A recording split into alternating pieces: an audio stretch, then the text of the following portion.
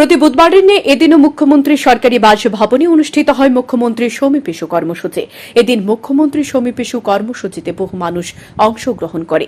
মানুষ তাদের সমস্যার কথা সরাসরি মুখ্যমন্ত্রীর নিকট জানায়। মুখ্যমন্ত্রী সাধারণ মানুষের কথা মনোযোগ দিয়ে শুনে প্রয়োজনীয় ব্যবস্থা গ্রহণের জন্য তৎক্ষণাৎ সংশ্লিষ্ট দপ্তরের আধিকারিকের নির্দেশ দেন।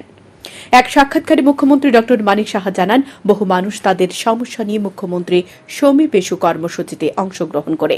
এদিনও মানুষ এসেছেন। বেশিরভাগ মানুষ চিকিৎসাজনিত কারণে নিয়ে আসে।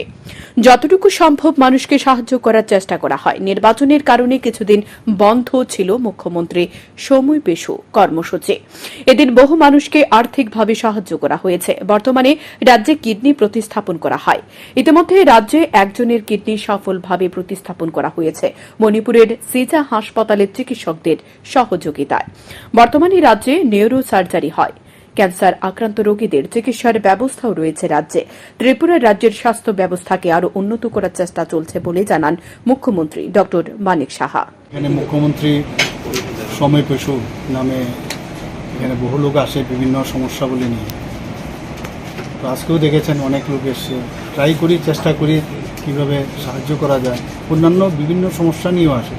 হেলথের বেশিরভাগ হেলথ কন্ডিশন নিয়ে আসে, অন্যান্য সমস্যা নিয়েও আসে।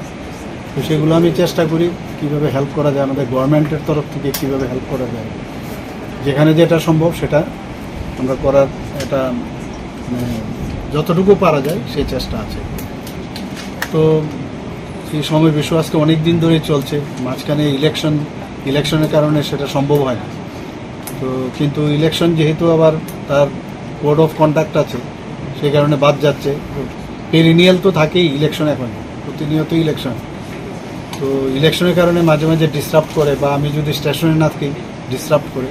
তো হয়তো বা বুধবারে আমরা ফিক্স করেছি, মাঝে মাঝে বুধবার না হয়ে একদিন আগে বা পরে এইভাবে করি। তো চেষ্টা করছি সাহায্য করার। তো আজকে এখানে অনেক লোক এসে যাদেরকে আমরা ফাইন্যান্সিয়াল হেল্প করেছি আমি। আর যেখানে আপনি কিডনি ট্রান্সপ্লান্টের বিষয়ে বলেছেন, আপনারা অলরেডি অবগত হয়েছেন যে ত্রিপুরাতে একটা ঐতিহাসিক দিন এবং ঐতিহাসিক মুহূর্ত আমি বলবো যে কিডনি এখানে প্রতিস্থাপন হয়েছে।